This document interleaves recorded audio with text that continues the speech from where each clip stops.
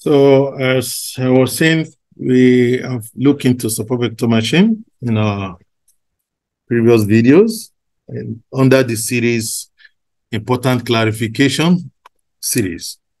That is trying to clarify some of the very important points that we think will be beneficial to each and every one of us, especially those people that are just starting their journey and trying to utilize machine learning in their various area of specialization, modeling, and engagement.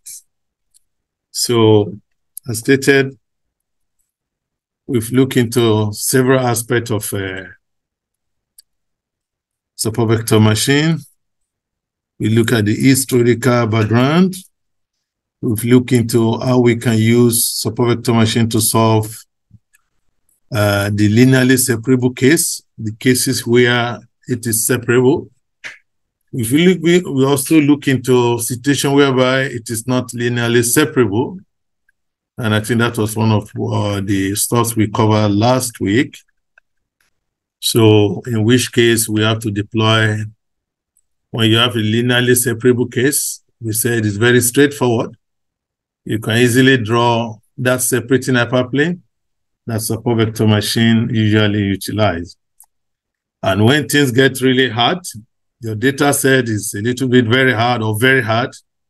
Something like this, we have one class sample here, the same class sample here, something in between them. And our aim is to separate this blue from the red. You cannot draw a line between any of them.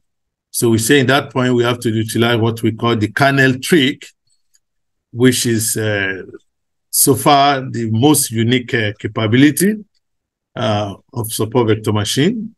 That is having the ability to use the kernel function to push the data set from the feature space where it is not separable to another feature space, higher dimensional feature space where it becomes very separable even easily.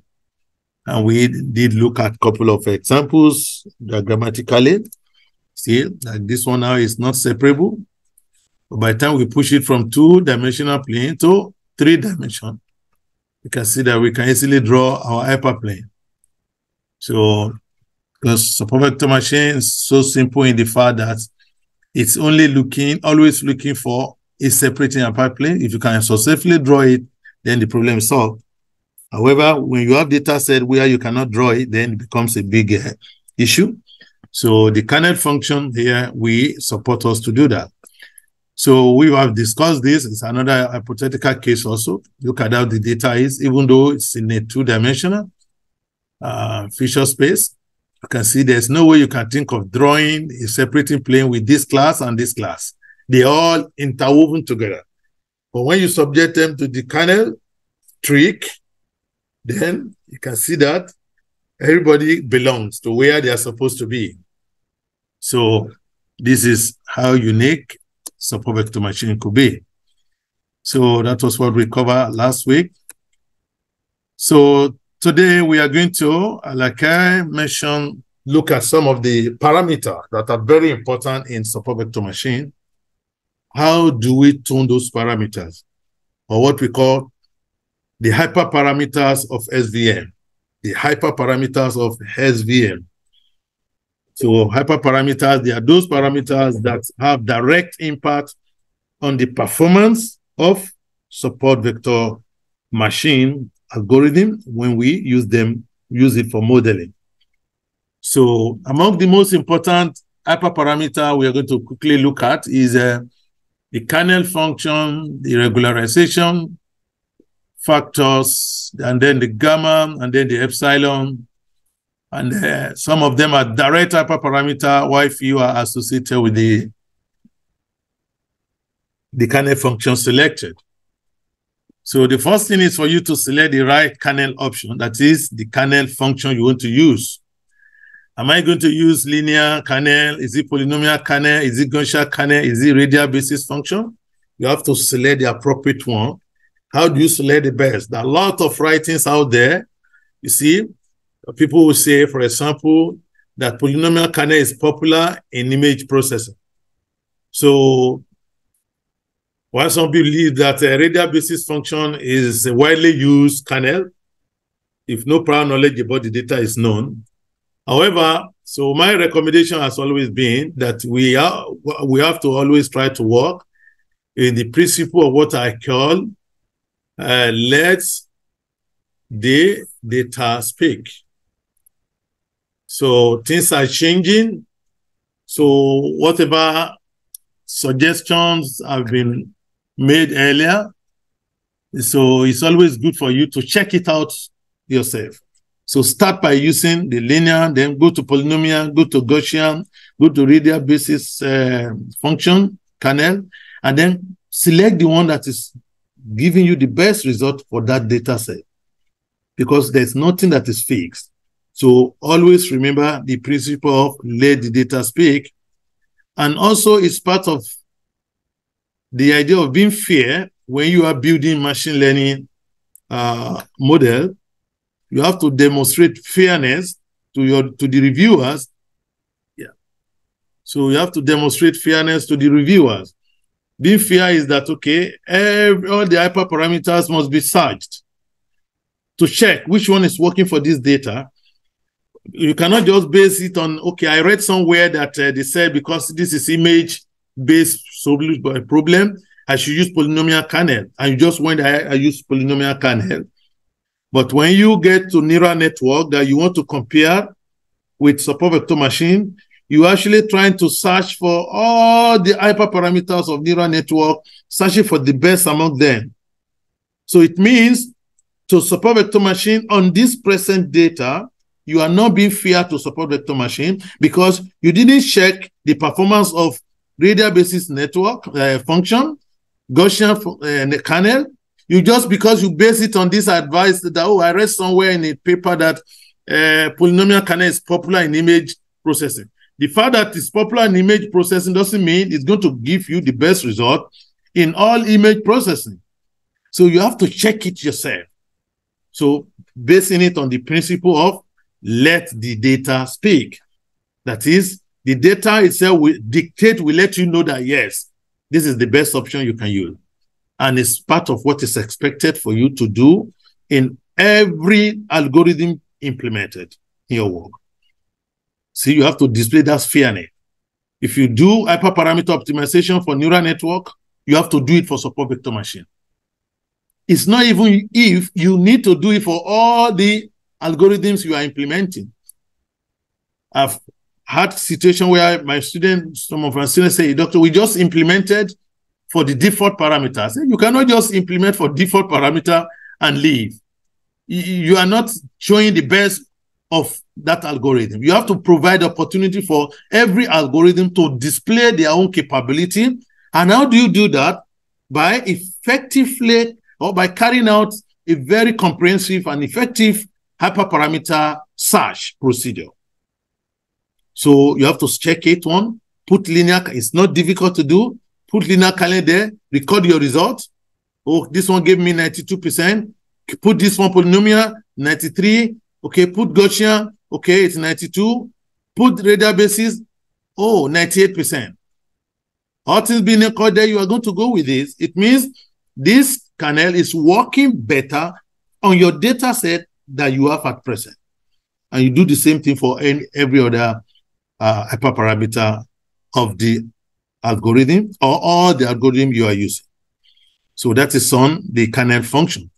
Another thing I have to mention about kernel function also is kernel function actually has one of the very, is the most important hyperparameter of support in support vector machine. Because usually if you select the right kernel function, you will notice that your result will jump from a very, very low performance to very high performance. Once you are able to arrive at the correct kernel function for that data. And no one can tell you beforehand which kernel function is going to work for you. So you have to check it, experiment, and then come up with the value. Once you have the appropriate kernel function, then other parameters that we look into include the regularization factor, the regularization parameter called the C. So See, the idea is we try to see that, okay, our data set, we are trying to draw a line, as I've always mentioned. So, but sometimes we might need to tolerate some outliers. I mentioned the idea of slack variable in last presentation. We can check out that video. So sometimes you have data set that even no matter what you do, even after implementing the hyperparameter, implementing the appropriate kernel function, you are still not able to separate fully. Some data set that few samples are just very stubborn. They will not belong to the appropriate place you think they should belong to. That is fine. So sometimes that's why we say you tolerate some outlier. Outlier is a point that is totally out of range. It's not within the range of its colleagues. So you have data, this belongs to this one. No matter what you do, they are displaying characteristics that are closer to the other class. There's nothing you can do. You cannot, because of just two samples, then you want everything to be wrong. That is why in training set, we do allow some errors. So it's better for you to have like a 95% accuracy, and then for training set, and then when you do testing, then you're able to achieve 94% or even 95 or even higher. That's okay. Better than when you get 100%. Because if you want to achieve 100%, we want to force all these to belong to their classes. There should be no mistake during training. Then by the time you are going to do the actual testing, you might end up having maybe 50 or 60-something percent, 60%. See, which is going to be, it's tending towards what we call overfitting. It means your model memorized the data during training to the extent that it couldn't recognize the testing set properly. So which is not, we don't want that. We've discussed some of this concept also earlier. We can check out overfitting and underfitting. How do you avoid it? Or the one we call variance and then bias. Variance and bias, we have to look at, okay, what is the kind of a trade-off? Variance, you can check out one of our video, we call it variance, and then bias, trade-off. See, there's always, you cannot eat your cake and have it. Sometimes we have to give and take. So we have to have, it's better for you to have a little bit of error in the training set so that your testing set can be able to perform, rather than going for 100% in training set and then the system missed the whole show at the end of the day during the testing. Because the testing set is more important, actually. If you have 100% during training procedure, you cannot just, you don't celebrate that. You only celebrate after you successfully check the testing set and they are also at par or close together in what we call the generalization error. We don't want the error of testing and training to be too far away from each other. You see? So like this one now, you got 94% during that 95% during training and 94% during testing. That's excellent. Just only 1% different. It's good. Sometimes it could be a little bit bigger difference. It's okay. But we don't want something that got or that's achieved 100% during training, only to go achieve only 60% during testing. That is too much difference. It means it's not able to understand the testing data sample. So, so we look at the separator that will provide the best classification. So in terms of this, in order to do that, we need to check what we call the regularization parameter. See, we want to be able to know, okay, where do we put the line so that we are not overfitting, we are not underfitting. So this is what we call the regularization factor. See, after kernel function, so if you are building machine learning model, first of all, search for the best kernel function. Once you are done with that, the next is to go to C. Check for the best value you can give to C. And usually take a positive value from 0 points, whatever, to as high as possible, any number. So people do start from 1, 2, 3, 4, 5, 6, start searching for until you get the one that's working, that work for your data set. So of recent also, you can also try 0.1, but not less than 0. Yeah, not less than 0. So We say HDA tend to achieve a hyperplane with the largest minimum margin, largest, and the hyperplane that correctly separate as many instances as possible. So we might not be able to get a plane that will separate all instances correctly, but as many as possible. So in training sets, it's not able to separate everything. It's okay, 98%, excellent. In fact, we've had a case where we use my support vector machine for a very big data, and then it achieved 99% during training, and during testing, it achieved 100%. This is the kind of work system we are looking for. It performed better during testing than the training period, of course, by a very narrow point of 1%. So this is the kind of thing we're looking for. However, in most cases, this is very rare to have this kind of scenario, very rare. In my entire practice, I think I've achieved this only one time. So, however, we always want that the training set performance should not be too far away from the testing set. So we have to bridge the gap among them. So we said the problem is that you will not always be able to get both things together. So what you want to achieve. So sometimes then the C parameter determine how great your desire is for the later. So here, if you show the low C value of C, you can see this is what we are trying to have. You want to have a separation. This is a class and this is another class. You see, you want to make it as equidistant as possible. When you make your C to be large, you are indirectly doing something like this. So that is, you are getting closer to one class at the expense of the other class because you want to classify everything into the appropriate class. So what you're going to suffer from is during the testing set, the system might not be able to recognize these guys because all of them are too close to the line. So we said a lower C gives higher error on the training set, but find a large margin that might be more robust. You can see it. So the lower C actually is preferable. So compared to the other one. Let's look at this, some of these scenarios. This is a training sample. You have the lower C. Sometimes it's good for you to stay here. You neglect this error. It's not able to classify all of them during training. That's fine. Like I said, you can get 98%, 97%. Let some error be in the training set. That's okay. It's not a crime to do that or to have that. It could be better in some cases. So rather than having this kind of example whereby you force it to classify all the sample here 100%, 100%. At the end of the day, during testing, we might suffer a very big problem. So when you have this, look at it now, look at the case 1. See, when you have a large C is relative. We're going to talk about that one. So if you have a large C, during the testing case, then you are going to have something like this. You can see, whereby you have a large C, then you can be tending to what is going to happen.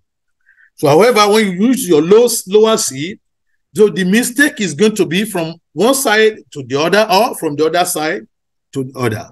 So we said that based on practices, again, it depends on the problem you are solving. You see, that is why I said, let the data speak. You have to search. See, all these are hypothetical cases. Checking. So what amount of C is low? No one can really tell you. Yeah, low is a fuzzy term. What is low for a particular problem might not be low for another problem. So what I usually say or ask people to do, people work with me, is start from C. When you have your data loaded to your platform, make your C to be 1, run it, see what you are getting, change it to 50. Is it proving it? Make it 1,000, or 100. It was 98% at 50. When you make it 100, it became like 60. It means it went down. That means the best value is between 50 and 100. So then you start to do it again. Then check for 60, you still get better result. Make it 80.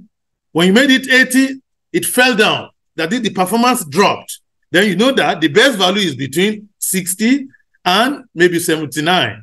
So this is how you search in a heuristic approach of searching for the hyperparameters value. So you'll be able to check, okay, which one is actually better for me. And like I said, let the data always speak. Your data will indicate what is the best value for you. So whatever idea, they're just suggestion, okay, make it low, make it large. But then what value is low, what value is large is a relative term. So you always have to use your training set, since the training set is supposed to be representative of your data set. So once you do that, then the training set will be able to get you the most appropriate or the optimum hyperparameter that will give you the best result on the testing set. So we say optimize SVM classifier to avoid misclassifying the data. We say if the C is large, then margin of hyperplane is going to be small. If it is small, then margin of hyperplane is going to be large. You can see that. So large C, you have chance of overfitting. If your C is large, you have a chance of overfitting. Overfitting is what I explained earlier, where you're going to have good performance on training set, but then on the testing set, it's not going to be good. Then, if you have small C, there's a chance of underfitting. Underfitting is a case whereby for both training and testing set, none of them is going to be good. So for underfitting, you are going to have bad performance in training and also bad performance for testing. So you have to stay in between them. See, you have to be in between the large and the small. So you have to be in between them. And the best way you can do it is to let your data do that for you. Put in your data and start searching for it. You said the parameter C controls the trade-off between the smooth decision boundary and classifying the training point correctly, as the case may be. Now, so moving further, still on C. So like I said, after kernel, the C is the next very important parameter or hyperparameter you have to use. You have to check. If the value of C is large, then model choose more data points as a support vector. Remember, we've mentioned the idea of support vectors. Support vectors are those samples that are touching the margin you have drawn. Those points from both classes that are touching those margin, they are known as support vector. So they say if the value of C is large, then the model choose more data points as a support vector. And then we get the higher variance and lower bias, which may lead to the problem of overfitting, as we have stated. You see?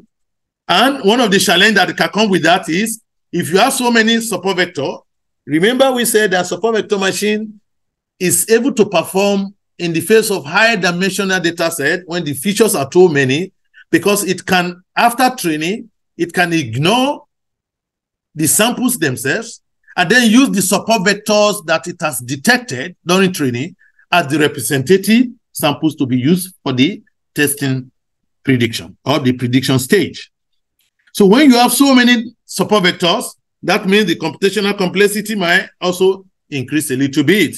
So that is why the idea of making C to be too large, you have to pay attention to that. So don't make it to be too large, which will lead you to overfitting, and don't make it to be too small, which may also lead you to underfitting. So underfitting is both bad for training and testing. However, overfitting is, it will appear to you that it is good for training because you're going to have highest possible performance for training, but the testing set will be bad.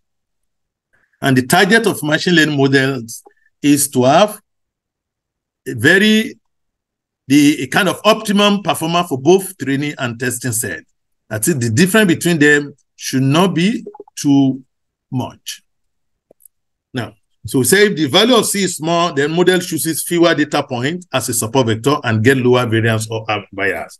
So to understand the idea of bias variance, like I said, we've had videos about that before. They are a very important concept in machine learning modeling, that you cannot achieve the two at the same time. When you want to reduce variance, you'll be going towards bias. When you want to reduce bias, you'll be going towards variance. So sometimes you have to compromise. You have to know when to say, hey, enough is enough. So you don't always want to get the maximum possible training performance. You are ready to make a trade-off, to compromise, okay, to compromise. Instead of training to get 99% on training set, you can get 98, 97, so that your testing set will not be affected. Because the most important thing is to have better performance during the testing or validation stage. Still further on the scene, which is a regularization parameter, we say it controls the trade-off between achieving a low training error and low testing error. It's very, very powerful. You have to pay attention to how you search for the value. And that is the ability to generalize your classifier to unseen data. So it controls those very, very important thing about that. And another regularization parameter called the lambda, so which is very closely related, serves as a degree of importance that is given to misclassification. So the support vector machine, as we earlier mentioned, poses an optimization problem that looks for maximizing the margin between both classes while minimizing the amount of misclassification that might happen. So for the non-separable problems, so we have to, first of all, like you said, we find a solution where the misclassification constraint must be relaxed, which is done by setting the mentioned regularization. So we have to check it out, make sure you are looking for the appropriate parameter. C and lambda are very closely related. They are both referred to as regularization hyperparameters related by this formula. See, this is approximately 1 divided by lambda. So which one you choose will depend on the formulation of SVM that we have used. So as we are going to talk about different SVM formulation, is it the SVM for 1 against all for classification or 1 against 1, or as the case may be. The next parameter or hyperparameter that is also very important that we often have to check the value for is the gamma. Gamma is another very important hyperparameter. So that we have to check what is the correct value for it and what is the best value for it to be used. It has to be noted that gamma is technically not an SVM hyperparameter. So let me clarify that. Technically, the gamma hyperparameter is not an SVM hyperparameter. However, it is a parameter that is associated with kernel. So if you are using the RBF kernel, so during the stage of checking for the kernel you are going to use, if RBF kernel is the one you selected finally, then it comes with this particular parameter called gamma. So we have to check it out to select the appropriate value that's going to work with it. So, and it adjusts how similar 2 points must be to be considered similar in reality. So this is, so if you are not using RBF, maybe after starting with your searching for the best kernel function to use, you are using polynomial kernel, then you don't need gamma in that case. So that's why we say that technically gamma is not an SVM hyperparameter, but if you happen to use RBF kernel function, then in that case, you have to tune that parameter. So it's a positive constant, which we call the gamma, and it defines how far the influence of single training example can actually have on the system. So this is just a depiction of if you have low gamma, so the point far are plausible and considered. So if you have a low gamma, during the hyperplane description, it's going to consider far points or samples that are far away from the hyperplane. If you make it high or if you make it low. But again, it's always good to let the data speak, Give your data into the system and then try to search until you get the best appropriate one that is going to work for you. Now, and then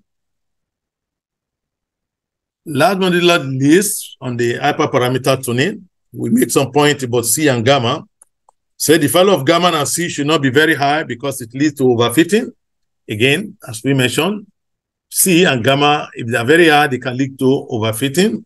And they should not be very small, since they can also lead to underfitting. Therefore, we have to choose the optimal value of C and gamma in order to get the good fit that we are looking towards. Because the essence is that we want to achieve the best possible performance in our system. And last but not least, we are going to consider is the E insensitivity loss function, another hyperparameter of support vector machine that we need to check and make sure that we optimize. I mean, we search for the appropriate value. So the epsilon is the value of E in the insensitivity loss function, should also be selected. It has an effect on the smoothness of SVM response. So it also determines the number of support vectors that you are going to get. So it determines the number of support vectors you are going to get. Therefore, also both the complexity and the generalization capability of the network depend on this very, very simple epsilon. So if the number of support vectors support vector detected is higher, it has its own implication, and also on the smoothness of the SVM model that's going to be generated. So as in order, as mentioned earlier, so I mentioned it here, if I'm not mistaken. I said you should start with C, then if you are using RBF, go for your gamma, and then 4, you go for the epsilon in that order. So because you start with epsilon, by the time you change the kernel function, it's going to disrupt the entire system you have generated. So start from kernel, go to C, go to gamma, then go to epsilon. And if you are not using RBF, that means gamma is not an option for you to actually look into. So this is actually all we're going to discuss about the idea of tuning the hyperparameter of support vector machine, or as the case may be. So because of our time, the next thing we are going to discuss is going to be, what about multi-class SVMs? What about multi-class SVM? That is, when you have